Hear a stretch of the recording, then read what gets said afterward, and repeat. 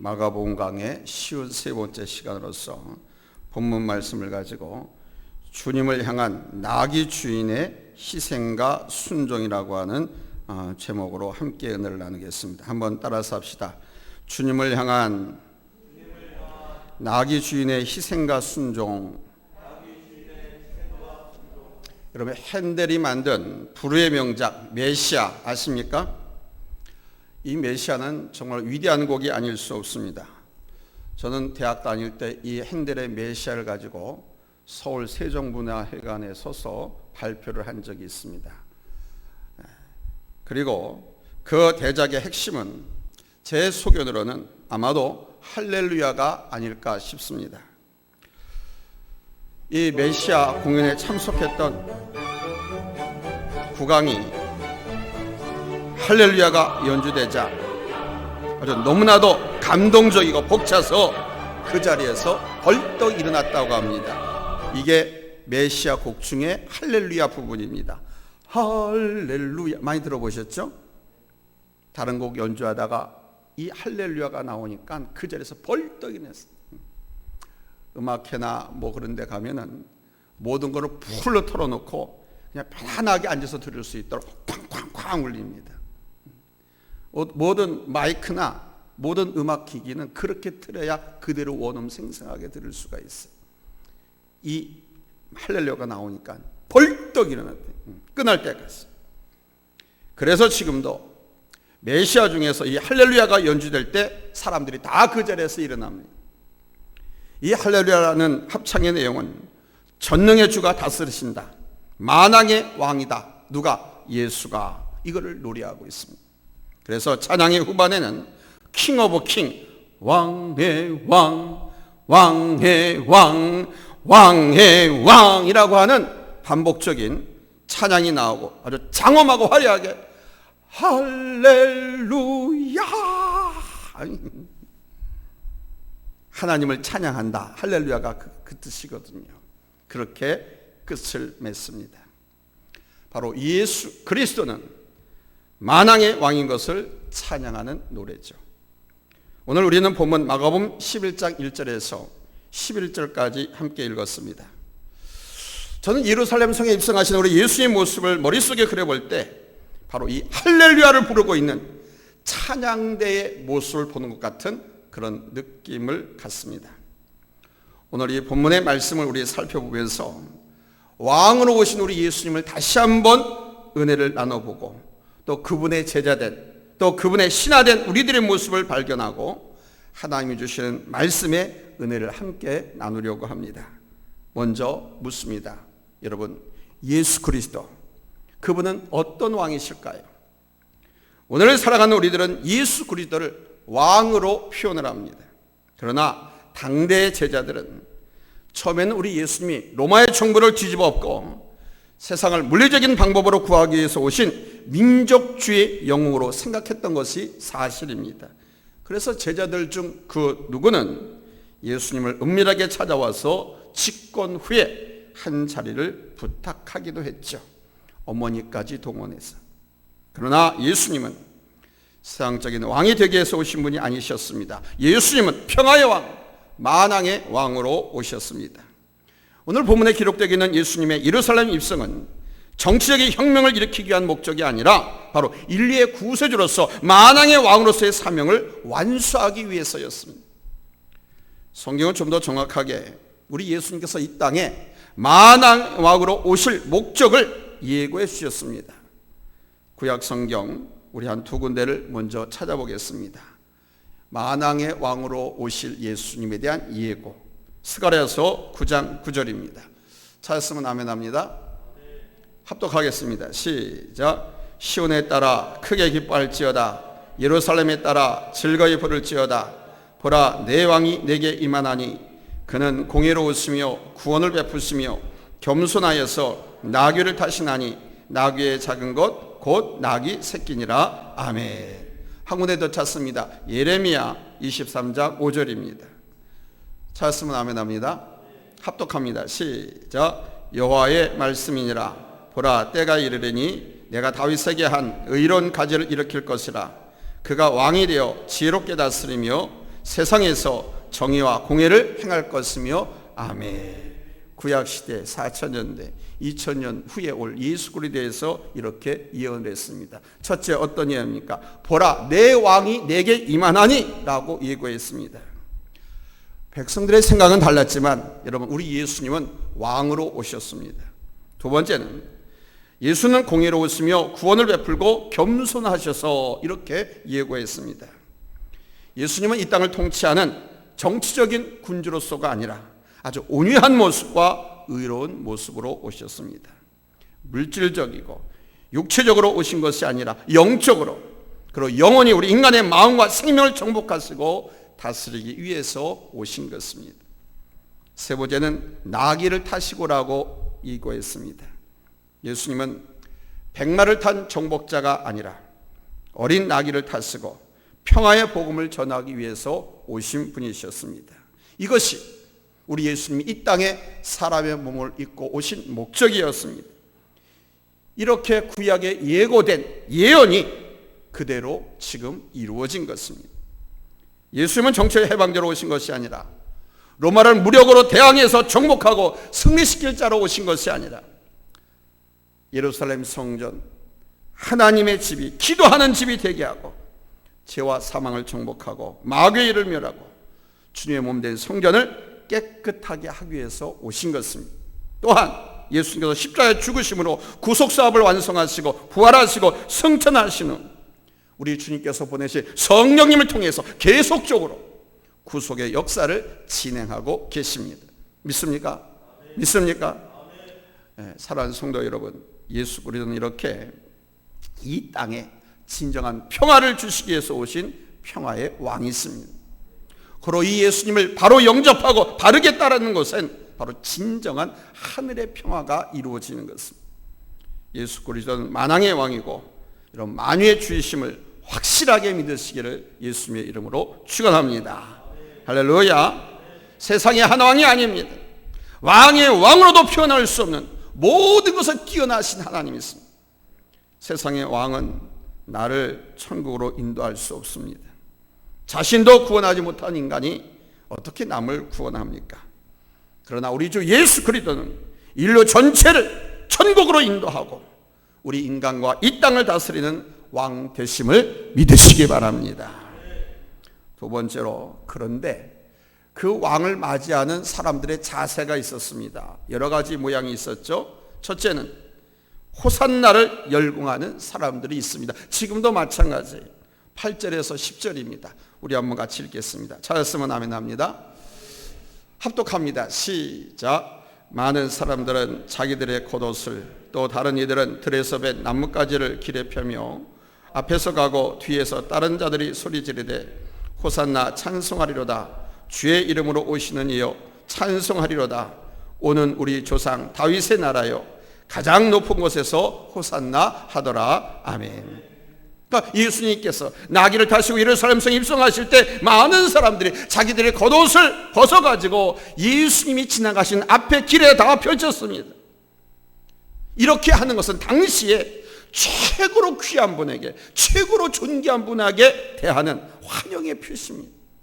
자기 옷을 벗어서 나를 밟고 가라는 거예요. 자기를 밟고 가라는 거죠. 그리고 나뭇가지를 베어다가 흔들었다고 했는데 종려나무 가지를 꺾어다가 길에 펴기도 하고 흔들기도 했습니다. 이것은 승리의 표현이었습니다.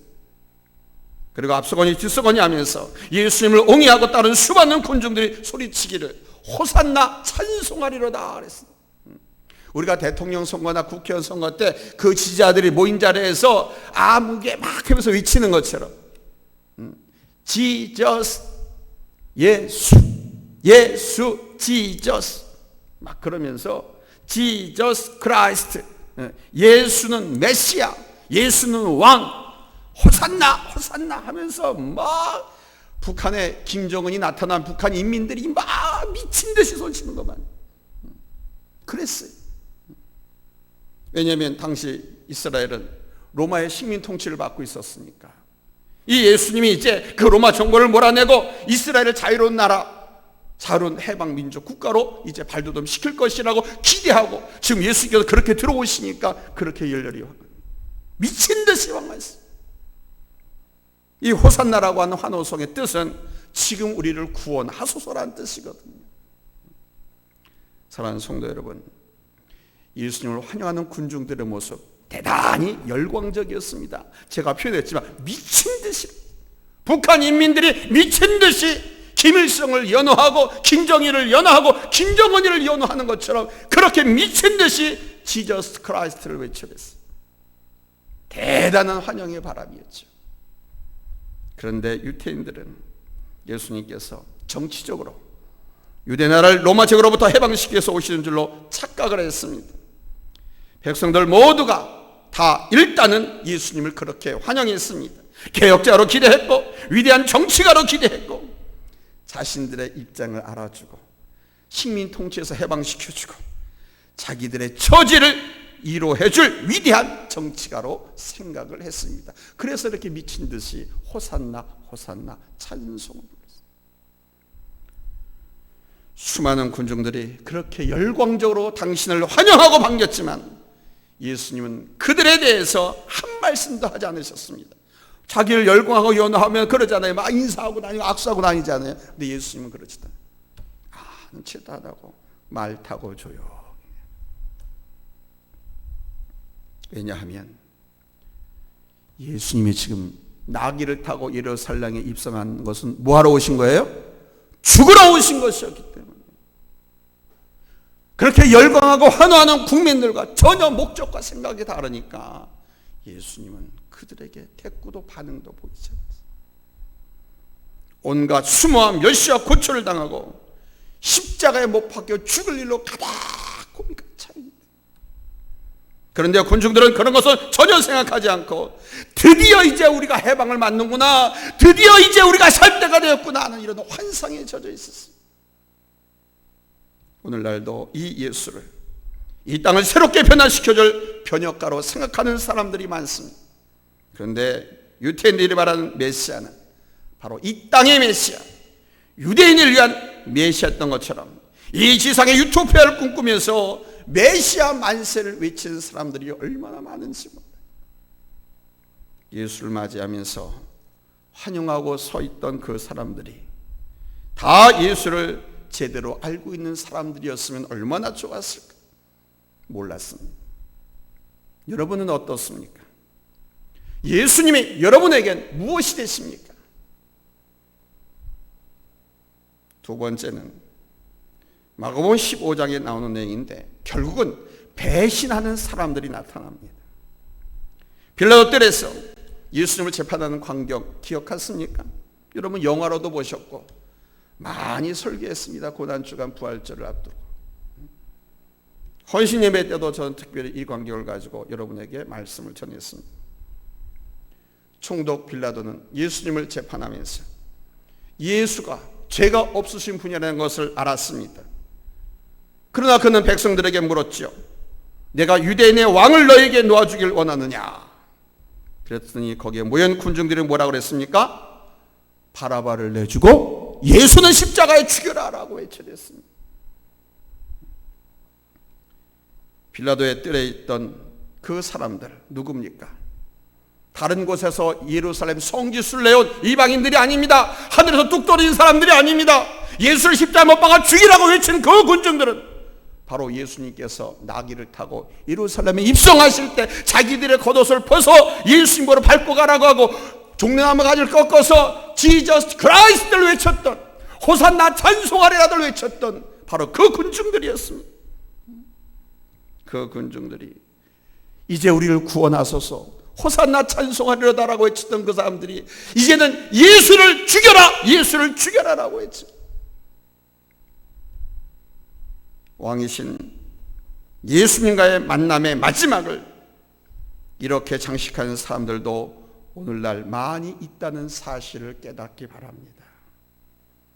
처음은 잘하고 열심히 하고 충성하시는 것 같은데 나중에 배신하고 나중에 충성하지 못하고 떠나고 하나님을 외면하고 아야로 하나님을 배도하는 일들도 얼마나 많이 있는지 몰라요.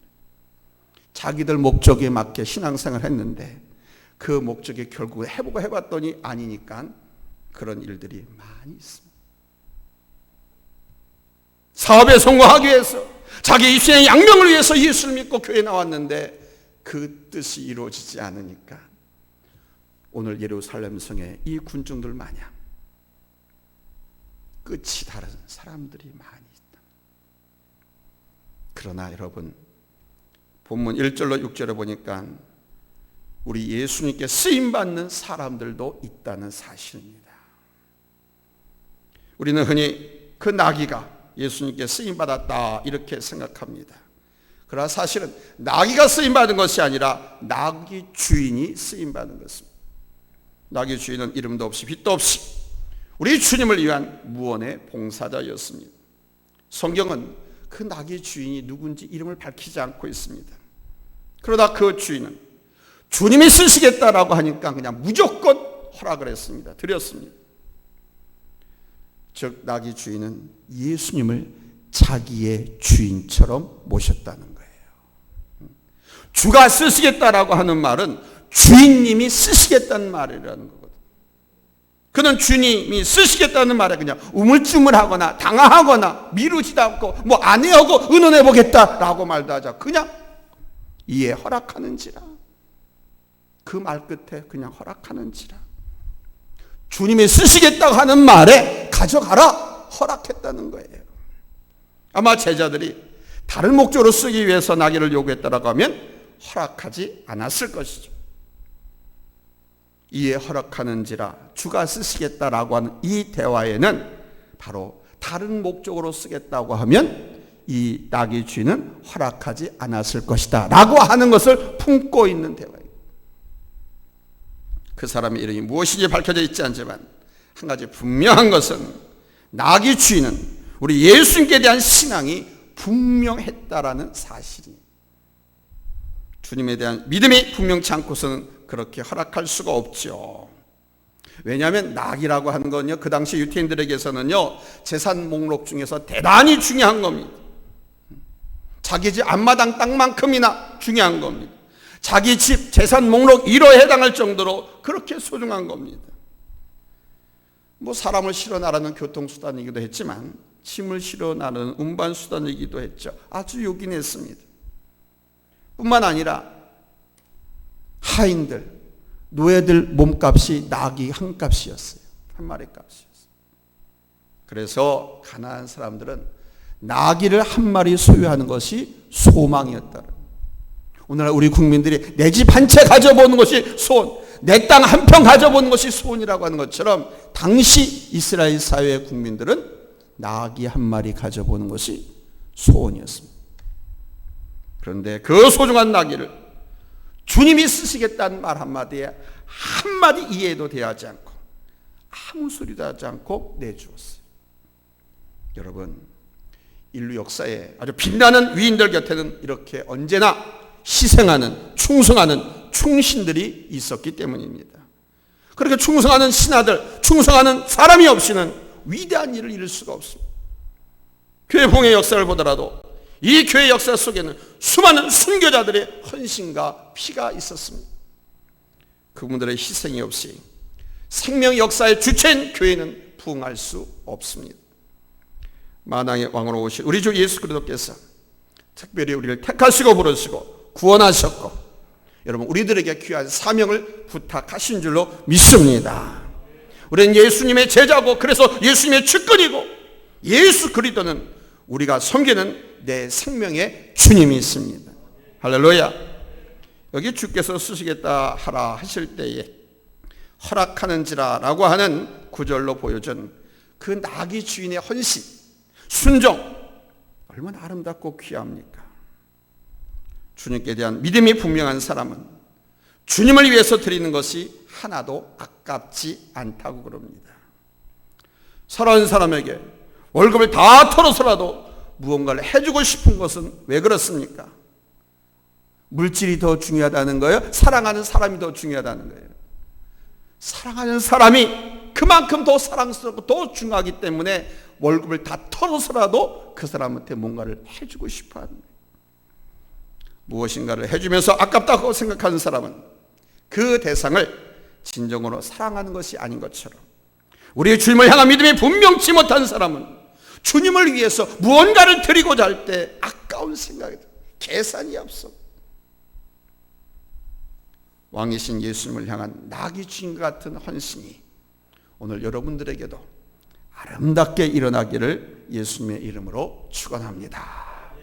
할렐루야, 할렐루야. 자, 그러면 여러분은 이 왕이신 예수님 앞에서 어떤 사람입니까? 여러분은 예수님 앞에서 누구냐 이거예요. 이제 본문 말씀을 바탕으로 몇 가지 질문을 끝으로 오늘 강해를 마치려고 합니다. 이게 세 번째 됐으니까 이 질문에 여러분 자신을 한번 살펴보면서 스스로에게 답해 보시기 바랍니다. 첫째, 오늘 여러분들은 모두가 다 예수님에 관해서 관심 있으신 분들이면 틀림이 없습니다. 그렇지만 예수님 당시에도 그렇게 예수님을 열렬하게 환영하던 사람들이 자기들의 목적이 다르니까 결론이 이상하게 나타났습니다. 어떻게 나타났습니까? 배신으로, 십자가 처형으로. 나는 어떤 목적으로 메시아 예수 그리스도를 믿고 있습니까? 두 번째로, 하나님은 겸손한 자를 높여주시는 분이 있습니다. 우리 크리스찬의 덕목 가운데 가장 으뜸 덕목이 뭔지 아십니까? 겸손입니다. 첫째도 겸손, 둘째도 겸손, 셋째도 겸손. 가장 으뜸입니다. 서양 사람들 가운데 간혹 꼴불견인 사람들이 있습니다. 그런데 예수 믿는 사람들의 정말 꼴불견은 교만한 사람입니다. 저는 교만한 사람이라고 사실을 말 안 해. 교만한 놈, 교만한 년이라고 하죠. 저는 인간으로 보지도 않습니다. 왜냐하면 그렇게 하나님께서 교만하면 찾아서 찍어서, 숨어지는 아닌 척한다라도 찾아서 찍어서 멸망시킨다고 했는데, 그렇게 멸망의 길로 가려고 교만 떠는 꼬락서니를 보면 사람으로 안 보이거든요. 그건 짐승이지. 자기를 멸망시킨다고 한다는데도 길을 쓰고 들어가려고 하니, 그건 이성과 지혜가 없는 동물이죠. 그래서 저는 년놈이라고 합니다. 교만한 놈, 교만한 년. 마귀는 바로 이런 년놈을 좋아합니다. 교만한 년놈을 좋아합니다. 근데 우리 하나님은 겸손한 사람을 좋아하십니다. 겸손한 사람에게 은혜를 주십니다. 좋아하셔서 그 사람을 들어 쓰십니다.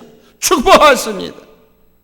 예수님은 개선장군이 타는 백마를 타시기보다는 어린 나귀 새끼를 타시고 예루살렘으로 들어가셨습니다. 자, 바로 그 겸손한 우리 예수님의 모습이 내 안에 있는가? 여러분에게 있느냐 이거예요.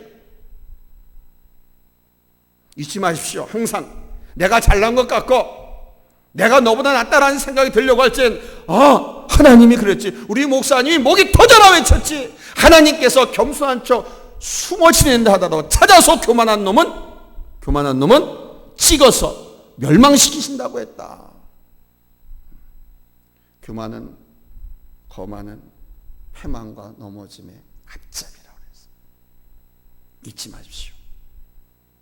나는 항상 겸손으로 옷을 입어야 되고 허리띠를 동여야 되고 그냥 겸손한 사람으로 똘똘 뭉쳐야 돼요. 아멘. 그래야 여러분이 삽니다. 그래야 우리 교회가 부흥합니다. 하나님 나라가 확장되었습니다. 그 겸손한 예수님의 모습이 내 안에 있습니까? 세 번째는 우리 주님의 사역을 감당하기 위해서는 우리 주님 말씀에 오로지 믿음과 순종이 필요합니다. 근데 그 순종은 아멘 하는 말만의 순종이 아니라 실제적인 희생이 따르는 순종입니다. 희생 없는 순종 없습니다. 시간, 물질, 내 명예, 자존심 모든 것에 다 희생이에요. 이것이 없는 순종이 없어요. 내가 좋아하는 것은 하고 나에게 유익한 것은 하고 내가 희생이 따르고 손해가 따르는 것은 하지 않고, 그건 순종이 아니에요. 예수님의 순종의 희생으로 구속사업을 완성시킨 것처럼 우리 예수님을 따르는 크리스찬들, 그리스도인들, 즉 제자들에게 이 순종이 요구됩니다. 그러면서 말씀을 예수님은 성부 하나님께 죽기까지 순종하셨어요. 주께서 쓰시고자 한다라고 할 때에 겸손하게 아멘했던 그 나귀 주인의 헌신과 순종의 모습이 내 안에도 있습니까? 여러분 어떠십니까?